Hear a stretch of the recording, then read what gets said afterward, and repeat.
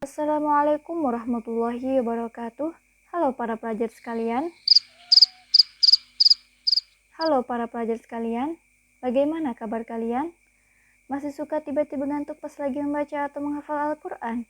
Semoga melalui materi ini kita semua jadi lebih termotivasi untuk terus membaca dan mengkaji Al-Quran lebih dalam lagi. Karena pada video kali ini kita akan mencoba mengkaji bagaimana cara mengimani kitab-kitab Allah dan menemukan jawaban kenapa Allah menurunkan kitab suci. Kenapa Allah tidak menurunkan kitab suci hanya Al-Quran saja? Lalu apa bedanya Al-Quran dengan kitab-kitab sebelumnya? Nah, untuk menemukan jawaban dari pertanyaan tersebut dan demi menguatkan keimanan kita kepada kitab-kitab Allah, maka simak videonya sampai tuntas agar kalian tidak gagal paham dan tetap dalam kemurnian ajaran Islam. Jadi tanpa berlama-lama, marilah kita mulai pembahasannya dengan harapan kita semua menerima kebenaran dari ajaran agama Islam. Tapi sebelumnya, marilah kita awali dengan mengucapkan passwordnya bersama-sama, yaitu sebuah kalimat yang apabila diucapkan, maka perbuatan baik kita tidak akan pernah terputus dan akan terus tersambung sampai hari akhir nanti. Dan kalimat itu adalah ucapan basmalah. Jadi marilah kita ucapkan bersama-sama dalam hitungan ketiga. 1, 2, 3. Bismillahirrahmanirrahim.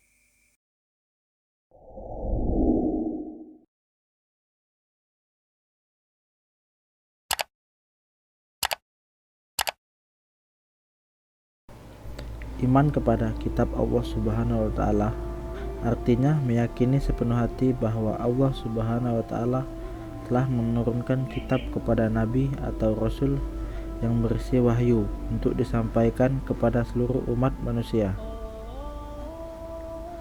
Beriman kepada kitab-kitab Allah hukumnya wajib, seperti halnya beriman kepada Allah Subhanahu wa taala dan rasulnya.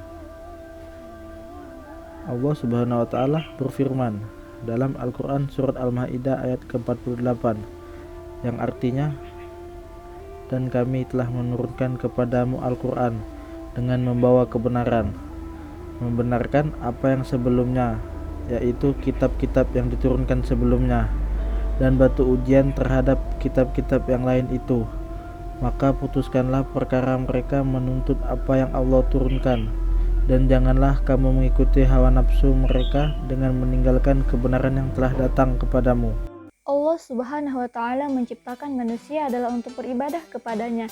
Selain itu, manusia berperan sebagai khalifah di muka bumi untuk mengurus bumi ini dan menjaganya dari kerusakan.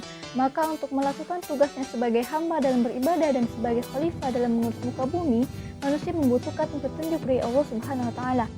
Karenanya Allah lah yang mengetahui bagaimana cara baik dalam menjadi hamba dan dalam mengurus muka bumi. Karena Allah lah yang menciptakannya, maka dalam menjalani kehidupan tentu harus mengikuti petunjuk dan arahan dari Allah. Allah Subhanahu wa taala mewahyukan petunjuk tersebut kepada para nabi dan rasulnya, dari mulai manusia pertama yaitu Adam alaihissalam, yang kemudian diajarkan kepada umatnya sehingga kehidupan manusia pun penuh dengan kesejahteraan dan terhindar dari kesengsaraan yang datangkan perasaan tidak nyaman berupa ketakutan dan kesedihan. Sebagaimana firman Allah dalam surah Al-Baqarah ayat 38, kamu berfirman, turunlah kamu semua dari surga.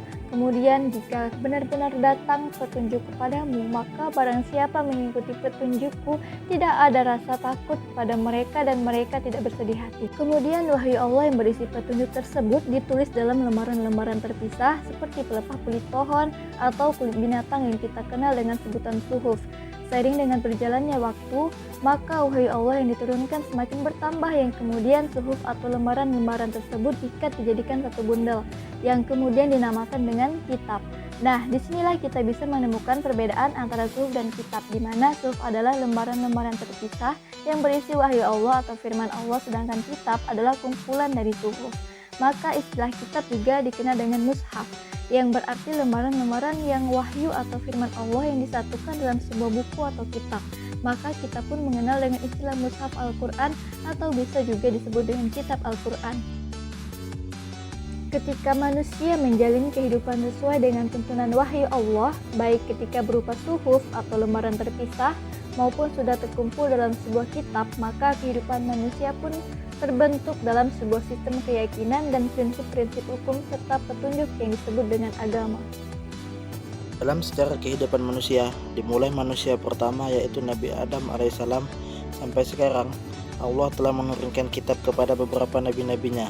Di antaranya adalah kitab Taurat diturunkan kepada Nabi Musa alaihissalam, kitab Zabur diturunkan kepada Nabi Daud alaihissalam, dan kitab Injil diturunkan kepada Nabi Isa alaihissalam.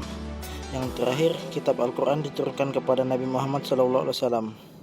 Karena semua kitab-kitab tersebut berasal dari wahyu Allah semata, maka secara umum kitab-kitab tersebut memiliki isi yang sama, yaitu perintah beribadah hanya kepada Allah semata dan dilengkapi dengan ketentuan hukum dalam melalui kehidupan dan petunjuk bagaimana semestinya bersikap kepada sesama manusia maupun petunjuk bagaimana memperlakukan alam semesta.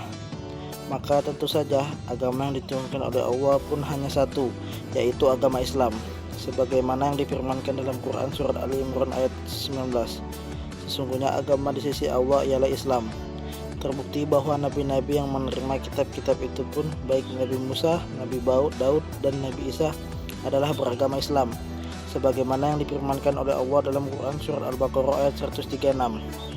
Katakanlah, kami beriman kepada Allah dan apa yang diturunkan kepada kami, dan kepada apa yang diturunkan kepada Ibrahim, Ismail, Ishak, Yakub, dan anak cucunya, dan apa yang diberikan kepada Musa dan Isa, serta apa yang diberikan kepada nabi-nabi dari Tuhan mereka, tidak membeda-bedakan seorang pun di antara mereka, dan kami berserah diri kepadanya. Melalui ayat tersebut, maka kita bisa mengetahui bahwa Allah memerintahkan kepada kita semua nabi beserta kitab yang diberikan kepadanya.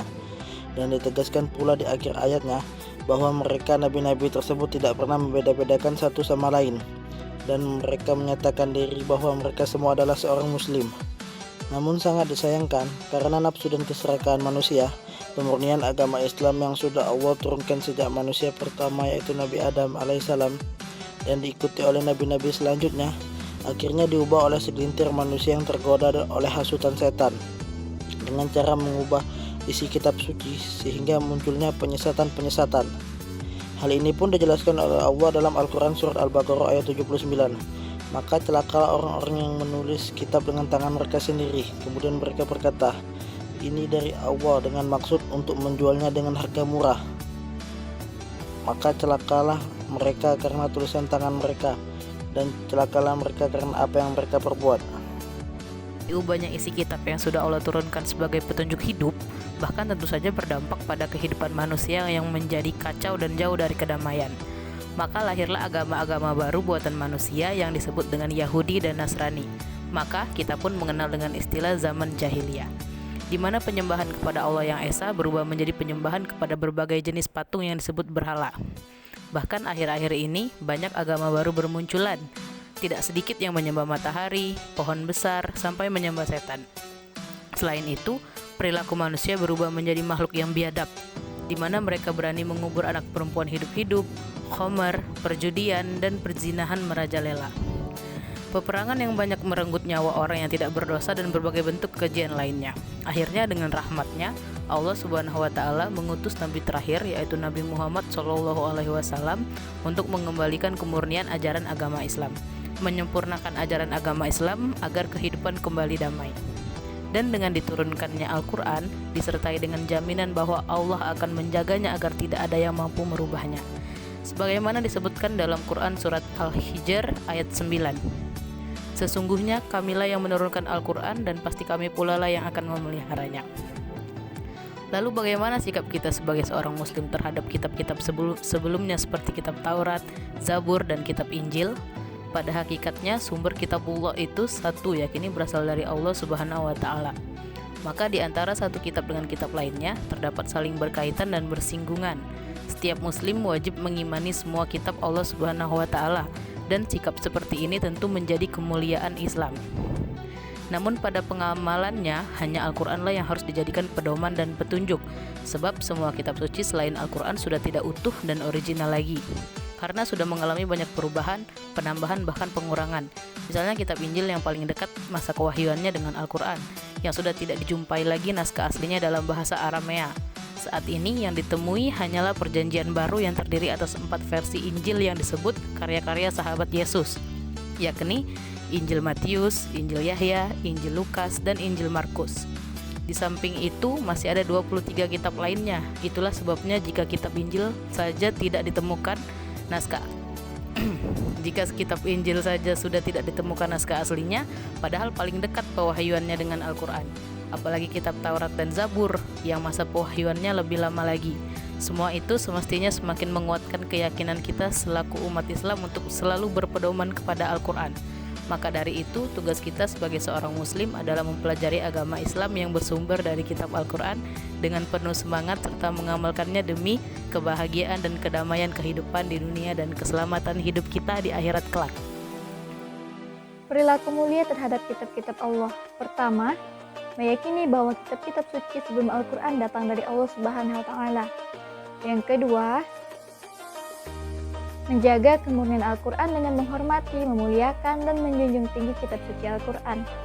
Yang ketiga, menjadikan Al-Quran sebagai petunjuk dan pedoman hidup dan tidak sekali-kali berpedoman kepada selain Al-Quran.